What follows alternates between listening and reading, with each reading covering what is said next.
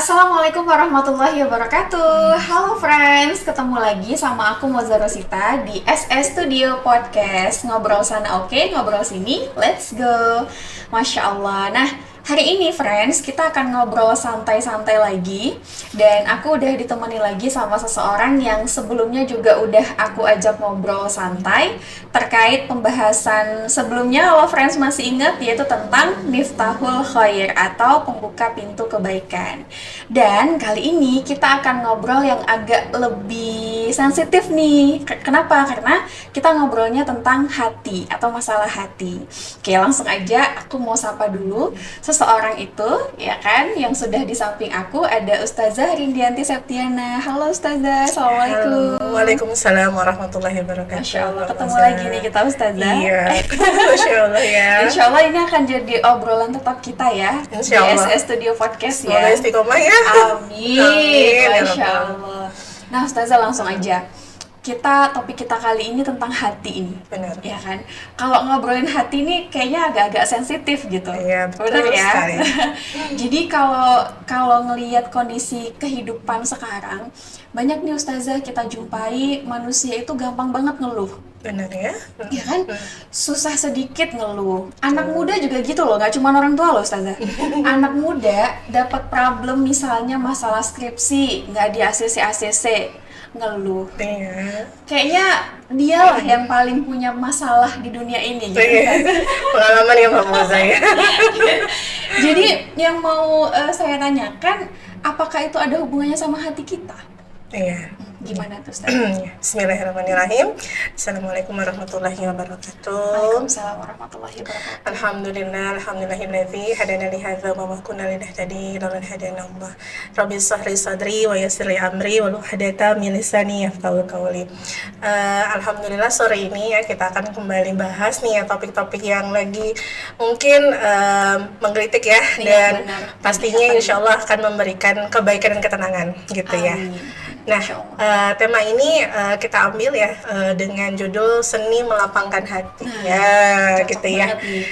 Sebelum tadi Mbak Moza memberikan pertanyaan, kita kupas sedikit terkait dengan judulnya ya. Kenapa kita harus ngebahas ya terkait dengan seni melapangkan hati?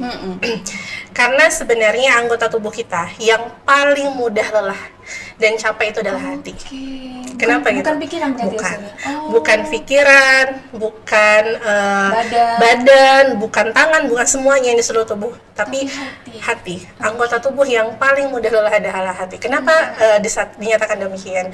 Ini nggak usah diteliti lewat penelitian ya, dan secara laboratorium ya. Iya. Tapi kita melihat bagaimana setiap keseharian kita, ketika kita melakukan segalanya, pasti yang akan menilai pertama kali adalah hati. hati. Contoh nih, saya awal ketemu sama Mbak Moza, saya nggak mungkin langsung kontak, ngomong atau berinteraksi. Betul. Tapi apa yang berbicara? Hati. Dalam hati kita ya. Iya, Oh, hati saya oke. langsung menilai Mbak Moza. Oke. Misalnya Mbak Moza melakukan aktivitas yang buat saya tuh nggak suka, hati nggak saya sah langsung, gitu. hati saya langsung gini, oh gini sih orang. Hati ini. Makanya hati ini tempat berkumpulnya sesuatu, yaitu bisa kebaikan, yaitu bisa keburukan. Makanya kenapa sering ada ya mengatakan kalau hati udah sakit atau adanya penyakit hati, maka kesembuhannya itu akan berproses dengan mungkin cukup lama, apalagi dengan terkait dengan mungkin ya dendam atau terkait dengan benci sama orang. Itu ya katanya ya lisan bisa mengatakan maaf, tapi tidak, tunggu hati dulu. belum Hati tentu. belum tentu bisa mengikhlaskan. Dalam banget sih itu. Deep banget kan? Iya. benar. Itu masalahnya kenapa ketika ulama mengatakan hatilah anggota tubuh yang paling mudah untuk merasakan kelelahan, kesenangan, keletihan. Makanya nggak salah dong Ustadz Kiai Haji Agim ya, Gim Mustiar mengatakan jagalah hati, Oh iya benar. jangan kau nodai, Iya, gitu benar. sampai ada lagunya ya. Mama saya hafal. Apa? Oh, hafal. Segala hati. Ya oke. Nah kita nggak ngebahas lagunya ya. Kita ngebahas seni melapangkan hati. Oke, Dan ternyata ketika kita tahu kalau hati kita ini ternyata mudah lelah, mudah capek gitu ya, maka ada sebenarnya cara Islam untuk menenangkan hati ini. Dan itu ada seninya gitu, Masya Allah ya. Jadi bukan hanya ukiran, ada seninya, Iya, kemudian benar-benar. lukisan ada seninya, Hati juga hati pun ada seninya, melapangkannya itu ada. Masya Nah, Allah ya. jadi kalau dikatakan oleh ulama juga bahwa setiap amal kita itu masing-masing punya cara, punya obatnya masing-masing jika terjadi masalah. Jadi kalau dokter punya resep, nggak bisa semua penyakit satu resep. Iya benar-benar. Satu penyakit, satu resep. Kalau dicampur, gado-gado, nah itu biasanya bukan makin baik penyakitnya, Overdosis.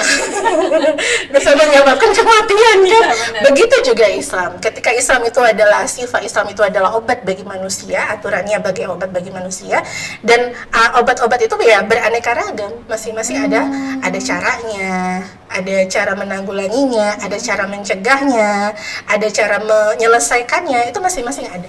Itulah seni tadi. Itulah seni tadi. Oke, Masya Allah. Masya Allah ya. Masya Allah. Hati aja ada seninya loh, Iya. friends. Nah ini kalau kita yang nggak paham berarti bisa bahaya juga ya Ustazah ya kalau Iya. masalah hati, bisa sembarangan meluapkan Benar. kekesalan tadi Benar. gitu. Akhirnya orang yang nggak tahu masalah ikut kena jadi masalah. Yang dia diem aja ikut dijadikan masalah Iya, gitu ya. benar-benar. Nah, itu Sensi gitu bawaannya. Makanya kalau udah hatinya nggak baik, ya ada penyakit hati, pokoknya semua di hadapan yang baik itu salah semuanya. Waduh. Bahkan bisa jadi suami di sampingnya nggak tahu masalah ya, itu bisa dikena omel juga gitu. Iya, benar. Itu hati. Nah, makanya Kenapa kenapa hati perempuan ya? yang suka gampang berubah ya? Iya. Nah, makanya tadi pertanyaan yang Mbak Muza sampaikan kepada saya, sebenarnya apa sih yang membuat kondisi kita mudah resah, gelisah saat ini gitu ya? Kemudian apakah ini ada kaitannya dengan hati juga? Betul. Nah, jadi kondisi yang hari ini ya kita nggak bisa pungkiri ya Mbak Moza, tidak semakin baik gitu ya kondisi hidup kita. Dari sisi ekonomi gitu ya, susah mendapatkan pekerjaan, Iya. pengangguran banyak, apalagi dengar artikel berita gitu ya, bahwasanya 10 juta Gen Z mengalami pengangguran. Kebayang orang pengangguran itu ketika nggak ada aktivitas apa-apa pasti melakukan hal yang aneh-aneh. Iya. Karena orang nganggur itu mudah digoda setan. Itu ya pengangguran ya. Kata Rasulullah, ketika kita sebagai manusia tidak disibukkan dengan agama Allah, maka ia akan disibukkan Allah dengan urusan dunia dan nggak akan ada habisnya. Rugi dong gitu ya, kalau fokusnya hanya dunia gitu, sementara dia nggak siapkan bekal untuk akhirat. Nah, jadi ketika ekonomi kita hari ini juga kondisinya tidak baik-baik aja, pendidikan kita juga ya Allah Rabbi gitu, kebayang ya SMP. Nah, difasilitasi lewat undang-undang gitu ya. Ini Iya, serius. benar. Jadi serius ya. Walaupun nggak santai, kita santai sih ya. Iya. Kan memberikannya yang didapetin itu terus gitu ya. viral Ustazah. kan, Oh. yang diberikan alat kontrasepsi Iya, gitu ya. benar. Kita kebayang nggak diberikan kontrasepsi, free sex aja tuh di kalangan anak muda luar biasa semakin meningkat gitu ya. Yang mengalami HIV/AIDS juga semakin bertambah gitu. Nah, tambah lagi setelah itu ada kalimat berikutnya, diperbolehkan ya aborsi gitu. Kalau misalnya nggak menginginkan Aduh, kehamilan, ya Allah sudah difasilitasi kontrasepsi, ditambah lagi sudah hamil, kalau nggak mau kehamilan ini boleh diaborsi karena kehamilan ini tidak diinginkan gitu. Ini membuat kita tidak semakin tenang dong, khusus apalagi orang tua hari ini pasti gelisah, resah. Nah, tapi kalau kembali kepada pribadi atau manusianya ya, kepada diri kita sendiri, sulitnya kita menghadapi atau menjalani kondisi kehidupan saat ini itu karena dua hal. Yang pertama itu diawali dengan seringnya kita berpikir negatif, Overthinking. overthinking. Saya pernah ketemu sama salah seorang guru BP ya, guru BP, dia guru konseling lah di sekolahnya. Ketika saya diskusi terkait dengan kondisi anak-anak generasi sekarang, yang ibu itu sendiri mengatakan sulit sekarang untuk menghadapi generasi atau anak-anak, karena apa yang kita sampaikan, nasihat yang kita berikan seringnya tidak didengar gitu ya, bahkan malah kita dijawab terus gitu. Bahkan ya permasalahan mereka hadir dari permasalahan keluarga, kebanyakan ya, nggak selesai di rumah, terus dilanjutkan di sekolah dan dia berbuat ulah di sekolah. Sampai saya utarakan dengan kondisi remaja kita yang sekarang, dengan data-data yang saya jelaskan, kok bisa begitu ya, karena saya penulis ya, saya ngumpulin data-data Iya, itu, benar-benar. akhirnya saya utarakan kepada beliau, dan ujung kalimat beliau ketika sebelum selesai menutup diskusi kami ya, sebelum selesai, belum menanyakan satu hal kepada saya, dengan kondisi itu wajah sudah dalam kondisi sedih, air mata sudah berurai, dan kalimat berikutnya yang dia katakan adalah begini, jadi apa yang harus kita lakukan gitu. Dia dalam kondisi yang rasa terpukul dan sedih sebagai seorang pendidik gitu ya.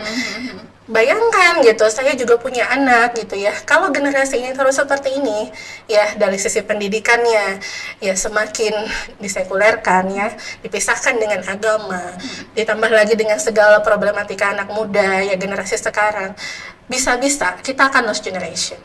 Katanya begitu. Dan kalimatnya apa? Jadi kita harus bagaimana? Dan saya nggak sanggup menatap masa depan. Overthinking nggak tuh? Benar-benar. Langsung berpikir negatif nggak tuh? Terus saya bilang kepada beliau, Bu, kita punya Allah. Kita punya Allah yang punya aturan. Yang aturan Allah tidak sedikit pun bisa membuat kita itu jatuh kepada kesesatan, tapi kebaikan. Betul. Nah, masalahnya sekarang mau enggak ambil aturan Allah untuk kita terapkan dalam kehidupan kita, biar itu nggak overthinking. Makanya ketika pada diri seorang manusia atau khususnya bagi seorang muslim, ketika sudah berpikirnya selalu negatif, overthinking, ujung dari hidupnya dia tidak ingin bertahan lama, tapi ingin segera mengakhiri ujungnya. Iya, karena nggak sanggup. Nggak sanggup. Tadi ya, Ustazah. Makanya banyak bundir sekarang. Iya benar. Mbak Mozi tahu nggak yang kemarin itu sempat, yang sekarang lagi heboh sih, saya bilang seorang mahasiswa PPDS yang memilih bunuh diri. Oh iya, yang dokter karena itu, nggak iya, sanggup benar. dibully. Iya benar-benar. Tahu, Karena tahu. pembulingan itu ternyata udah kayak satu hal ya, udah kayak culture deh, udah kayak satu budaya ya. Dan itu ya masalahnya terus berulang, yang nggak akan selesai saya bilang kalau memang nggak dituntaskan dari akar masalahnya. Nah, sampai bunuh diri. Tapi ujung dari kehidupan orang yang sudah terlalu banyak menyimpan sesuatu yang negatif dalam pikirannya, maka hatinya ikut juga ternoda nih. Hatinya kan semakin kotor nih kan. Ada nggak rasa dia percaya lagi Allah nolong dia? Enggak. Ada nggak rasa percaya dia lagi dia bisa bertahan hidup, karena dia bahkan bisa merasa tidak ada satupun yang bisa nolong dia. Bahkan untuk Allah saja dia udah nggak ingat lagi, maka dia akan bunuh diri. Artinya berarti udah putus asa ya Iya, Ustazah? dia udah putus asa terhadap dirinya, apalagi dia sudah putus asa terhadap rahmat Allah. Dan itu padahal diharamkan oleh Islam. Iya benar. Nah, itu yang terjadi. Makanya kenapa sulit menghadapi kondisi sekarang, karena dua hal itu, overthinking dan akhirnya memilih mengakhiri hidup. Berarti akhirnya kebanyakan dari kita ngadepin masalah itu dengan kesempitan hati dong. Iya, itulah dia tanda-tanda orang yang sempit hatinya, selalu overthinking, selalu berpikiran negatif, selalu berprasangka buruk, selalu suuzon, dan akhirnya dia tidak mau bertahan hidup. Itu tanda-tanda orang yang sempit hati. Bahaya banget nih friends kalau kita nggak paham kondisi hati ini gitu ya Ustazah. Ya tadi kita akan memilih sesuatu yang intinya akan membuat kita berpikir pendek dong berarti ya Ustazah ya. Nggak kepikiran ke depannya mau gimana. Udah gelap aja gitu bawaannya pasti ya. Wah, bahaya banget ya. Jadi kalau misalnya udah di titik kita mengalami kesempitan hati gitu Ustazah, bahkan udah sulit menerima nasihat, itu gimana Ustazah? Iya. Mengatasinya kayak guru tadi mungkin ya udah sampai berputus asa kayak nggak punya masa depan gitu. Iya. Sebenarnya itu dikembalikan kepada, kalau kita bilang akidah ya, bagaimana segala masalah itu direspon dengan akidah atau keyakinan yang kita pahami. Makanya kenapa Islam itu adalah agama yang sesuai dengan fitrah manusia, kemudian memuaskan akal dan menenteramkan jiwa. Itu Islam. Makanya kita heran ketika Allah mengabarkan itu ya kepada hambanya, kepada kita semua, bahwasanya Islam sesuai dengan fitrah kita. Contohnya apa Islam sesuai dengan fitrah kita? Ketika tadi seseorang berislam, kemudian dia akan mempertanyakan tentang Sang Pencipta. Dia mempertanyakan kenapa alam ini bisa ada. Dan akhir dari semua kehidupan ini kemana? Jadi ada pertanyaan dari mana dia berasal, kemudian untuk apa dalam kehidupan, yang terakhir setelah kehidupan dia mau kemana. Dan Islam itu mampu menjawab semua pertanyaan-pertanyaan itu. Dia datangnya dari Allah Subhanahu wa Ta'ala, yang Allah itu menciptakan dan juga mengatur. Maka dalam kehidupan dia dalam aturan Allah, bukan hanya sekedar diciptakan. Nah, setelah itu ketika hidup dalam aturan Allah dan dia diberikan pilihan, ada jalan kebaikan, ada jalan keburukan. Mau pergi kemana? Kita udah bahas ya di Kamis yang lalu kan. Nah, Kemudian setelah akhir dari hidup dia diberikan 2 tempat. Setelah melakukan proses penghisaban, ya di yaumil akhir, ditimbanglah dalam mizannya Allah. Kemudian dia akan ditempatkan pada 2 tempat. Kalau tidak di surga dan di neraka. Nah, dan itu fitrahnya manusia untuk bertanya hal itu. Makanya ada dalam hati kita mungkin sebelum kita hijrah atau saya sendiri ya sebelum hijrah, saya bertanya-tanya pada diri saya, kenapa Allah ciptain saya? Kenapa Allah nggak jadikan saya batu aja? Ya kan, diem aja di situ gitu kan. Kan capek beraktivitas tuh. Kenapa Allah nggak ciptakan saya seperti burung? Saya bisa terbang kemanapun saya pergi, udah kayak lagu ya. Andai aku punya sayap kan. Iya. Nah, dan hal itu, pertanyaan-pertanyaan itu datangnya sebenarnya dari keyakinan kita, akidah kita, yang dia butuh jawaban. Dan Islam itu sesuai dengan fitrah kita. Dan Islam mampu menjawab itu dengan memuaskan akal, menenteramkan jiwa. Nah, lalu pertanyaannya, kebanyakan ya, apalagi kita berada di negeri Muslim ya, yang notabene penduduknya Muslim ya, rata-rata ya, sebagian besar Muslim. Kalau sudah Islam itu sesuai fitrah, menenteramkan jiwa dan memuaskan akal, terus kenapa masih ada yang merasa hatinya sempit gitu loh? Kayaknya nggak habis pikir kita ya, kok bisa sempit ya hatinya? Aneh gitu. Anehnya, harusnya dia kan terpuaskan kok akalnya ketika dia memahami agamanya, kemudian dia tentram jiwanya, nggak akan tadi ada rasa sedih hingga akhirnya overthinking, ujungnya bunuh diri gitu ya, bundir kan gitu. Tapi ternyata jawabnya bisa jadi kaum muslimin yang merasakan hal demikian tidak benar-benar memahami agamanya.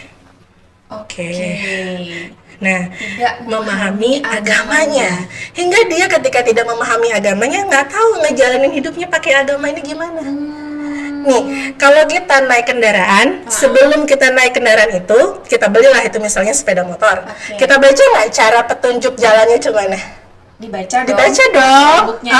Ini remnya di mana? Ini starternya di mana? Agar selamat jalan ketika mengendarainya. Kecepatannya berapa gitu ya. Nah, kemudian ada seorang muslim yang nggak paham agamanya, kemudian ngejalani kehidupan. Wajar dong. Berarti kalau diibaratkan motor tadi, dia nggak bisa naik motor, dia mau naik motor. Jatuh dong. Iya. Karena nggak tahu mana rem, mana yang injekan gas, yang harusnya ngerem, yang injek gas.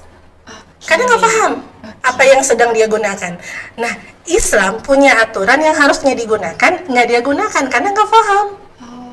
Nah, jadi kalau orang yang mengakhiri hidup, itu sebenarnya kita bukan marah kepada mereka, tapi sedih, kasihan. Karena mereka belum memahami agama mereka dengan baik dan benar. Makanya ngambil keputusan itu. Akhirnya mudah orang akhirnya tadi berpikir segala masalah yang hadir itu hanya buat dia susah dan Allah nggak sayang sama dia. Akhirnya dia bisa menghakimi Allah, menyalahkan takdir. Hidup aku kayak gini. Nah, sampai ada lagunya juga ya. Ini kalau saya jadi begitu lagu ya. Ada nggak tahu lagu Takdir Memang Kejam? Itu kan kamu sempat disinggung sama Mui kan, akhirnya diminta untuk kalimat itu dihapus dalam lirik lagu itu. Ada lagu tuh, takdir memang kejam. Tidak ada takdir yang kejam, cuman cara kita menyikapi hal itu yang salah, hingga kita akhirnya menilai atau meresponnya dengan kata kejam. Hidup ini kejam, padahal kehidupan udah kejam. Nggak tahu agama, nggak mampu ngejalani kehidupan. Makanya Islam itu adalah agama yang menyelamatkan. Tidak memahami Islam berarti tidak selamat. Itu yang pertama. Yang kedua, tidak bersyukur kepada Allah. Orang yang bersyukur kepada Allah, dia akan menyederhanakan keinginannya. Orang yang semakin sederhana keinginannya, Allah lapangkan dadanya. Sebaliknya, semakin banyak keinginannya, Allah sempitkan kehidupannya. Makanya kenapa dikatakan orang yang bersyukur akan Allah terus tambah nikmatnya. Benar begitu? Benar. Nah, tapi bagi mereka yang tidak atau mendurhakai apa yang Allah berikan kepadanya, maka Allah akan semakin persulit dirinya. Tadi dengan keluhan-keluhan tadi kan dia semakin merasa tidak diberikan kebahagiaan, tidak diberikan kebaikan sama Allah. Ya makin Allah buat semakin susah hidupnya. Makanya kalau Allah mengaruniakan hati yang lapang kepada seorang hamba, akan kita lihat tanda-tandanya, maka akan mudahnya urusan seseorang itu. Masya Allah. Nah, ketika dia Allah mudahkan segala urusannya, maka dia bisa konsisten dalam kebaikan dan Allah akan terus mengarahkannya pada jalan yang baik. Itu yang pertama. Yang kedua, jika Allah menyempitkan hati seorang hamba, maka tanda-tandanya apa yang terjadi pada dirinya, maka Allah kacaukan segala urusannya. Wah. Allah kacaukan. Setiap apa yang dilakukan akan kacau. Tidak pernah berhasil dan tidak sampai kepada tujuan. Oke. Dan akhirnya dampaknya apa? Dia akan selalu diarahkan kepada keburukan, bahkan dia akan selalu merasa sedih dan khawatir hatinya. Jadi Allah akan buat hatinya ini selalu was-was, gelisah. Ada nggak orang yang sering begitu? Ada sih. Pernah nggak banyak ketemu? kayaknya, Ustazah. Iya. Saya selalu ketemu sama orang-orang yang selalu minta doa, mohon doanya ya Ustazah, saya selalu nggak tenang hidup saya gitu. Padahal kekayaannya ada. Bukan orang yang miskin dari segi harta. Iya benar. Fasilitas semua dipenuhi oleh orang tuanya. Tapi dia bilang saya selalu gelisah dan tidak tenang Ustazah. Dan bahkan sering hatinya kosong. Hatinya Hampa kosong, gitu ya. hampa. Sampai dia tidak lagi mau berbuat apapun. Iya banyak. Bahkan sholat aja dia udah jadi malas. Saking dia nggak percaya apakah dengan sholat bisa menyelesaikan masalah. Waduh. Serem nggak? Dan saya itu menyelesaikan masalah yang kasus seperti ini, saya proses sampai hampir setahun. Saya bersamai, saya kasihkan terus nasihat, saya berikan bantuan bagaimana cara dia menyikapi masalah-masalahnya, sampai di akhir dia bilang, saya ingin berubah Ustazah, saya ingin hijrah, saya ingin dekat sama Allah. Ternyata bukan harta kekayaan yang buat saya tenang, bukan fasilitas dari orang tua yang full semuanya yang buat saya bahagia, tapi ternyata yang buat saya tenang dan bahagia kalau saya bisa dekat sama Allah, menikmati setiap rakaat saya dalam salat saya. Masya Allah. Begitu. Berarti tidak paham agama tadi ya Ustazah ya, dan kedua tidak bersyukur dengan apa yang sudah didapatkan. Benar. Itulah yang akhirnya buat kita gampang ngeluh, putus asa, Dan hatinya sempit. Hatinya sempit. Hatinya sempit. Dan selalu merasa gelisah tadi. Benar. Ya. Benar sih, mau cari. Artinya berarti kalau kita mau cari ketenangan dengan cara apapun, dengan kondisi hati sempit nggak akan berhasil ya Ustazah ya? Enggak. Mau pakai cara kita pergi jalan-jalan ke luar negeri. Ini kan sering banget soalnya di ini kan. Healing gitu ya, untuk buat hati tenang. Sebenarnya bukan hatinya yang tenang, cuman kondisinya dia pindah tempat doang, dengan mungkin tempatnya yang tenang. Iya benar-benar. Tempat yang tenang itu nggak jamin hati itu tenang. Oke. Bisa saja hati dan pikirannya itu masih terpaut dengan masalah yang ada yang dia Artinya tinggalkan. ketika dia pulang lagi pun Akan berhadapan dengan masalah yang itu juga gitu. Oke. Nah, Jadi berarti bukan solusi ya. bukan solusi, Ustazah ya. bukan solusi. Maka kembalinya harusnya kepada Allah Subhanahu wa taala. Oke. Kak, berarti kalau kayak gitu cara kita untuk bisa punya kelapangan hati gimana nih Ustazah? Iya. Tadi kan banyak seni tuh kalau Ustazah Benar, bilang. Itu benar. gimana?